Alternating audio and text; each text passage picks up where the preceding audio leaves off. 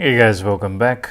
Today I have the opportunity to show you one of my favorite watches from the 90s and from this era. And this is a GMT Master 2 16 700 710 series. And this is just one of my grail watches, and I got the opportunity today to show you, to film you this one, and hopefully one day I will get one of my own. This is a Coke bezel. This version also has a Pepsi bezel, and the owner has a Pepsi bezel, but he just prefers the Coke. So yeah, you cannot blame him. I like Coke bezels as well. Just awesome watch.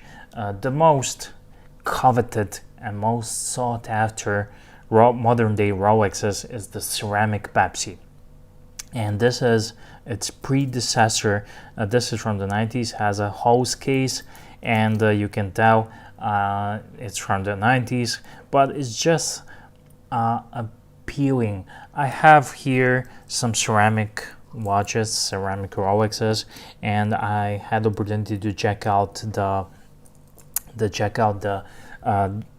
Pepsi, ceramic Pepsi, at the authorized dealer, and I have to tell you, I like that watch. I liked it a lot, but I felt a little bit disappointed because the ceramic color of ceramic bezel, I think the aluminum bezel in this case just has a bit more charm.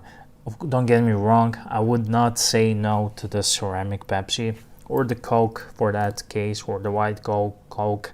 Do not get me wrong, I would not get it, but I think these previous generations with aluminum bezels are just more charming, and they have gone up in value. So this features a bracelet.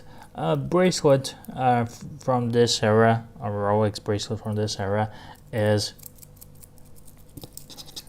you cannot compare it to a modern bracelet. So but it's big improvement. However, the clasp here, it's stamped clasp and whatnot, but when you take a look at it, I used to own 16610, and I hated the bracelet, but when you think about it, it's period correct. That's what they did in that era, and this is just one amazing watch. I want to draw your attention. This is a 40 mil GMT Master 2 Rolex.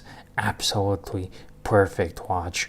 It was my grail watch before, and after handling specifically this one and wearing it a little bit, I think this has definitely cemented its place into one of my grail watches for my collection. It's not my only grail. I have a lot of grail watches because I just like watches. However, it definitely cemented its place, and I love it so much because of this pop of red color. Whether it's Pepsi or Coke, it just makes this watch stand out. And here I have a black modern Submariner, and this one just somehow it's just pops out, just pops, and it has a lots of color.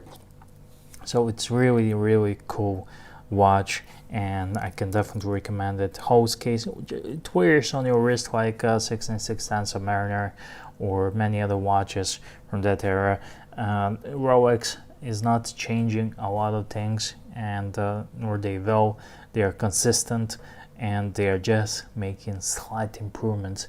And this watch, I'm so sorry, I'm really saddened by the fact that this watch has gone up in prices, and they are now at the 14, 15 at the Chrono 24 at the moment of making this video, and maybe 2 years ago I'm kicking myself in the gut because I did not get some of these watches when they were really cheap, and probably the next year I will kick myself in the gut for not getting it while it's so cheap. But it is what it is. sometimes I don't want to pay overblown prices for some watches, but GMT Master 2 and GMT has always been strong with Rolex. Rolex has so many icons. Rolex is not a one watch brand. They have Submariner, they have GMTs, they have Daytonas, they have Deep Seas, they have so many icons. They're watch brands with just one watch, like AP. AP is Royal Oak, Tudor, Black Bay. I don't know, so many brands and watches with just one watch to have them. But Rolex is so strong, and I'm afraid this watch is gonna be more and more expensive. But unfortunately, they are not. Some of them, they are not available easily. All the good pieces have been snatched up, and I don't feel like paying that much for this watch, even though I love it that much. If I would have unlimited resources, I would get two, don't get me wrong. So if you have one, hold on to it.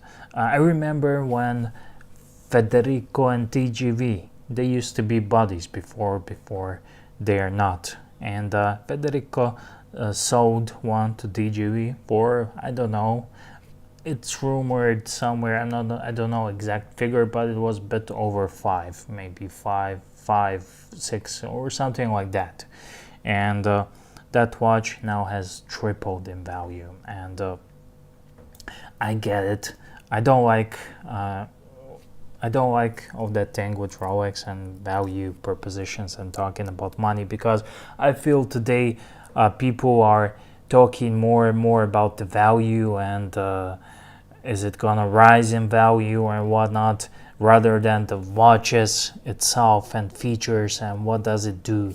Because this is a GMT watch, it tells you the different time zones, and it's just amazing piece of history when people dressed up to go into the airplanes, not in pajamas and slippers and whatnot. When you dress up, wear a suit to go into the plane.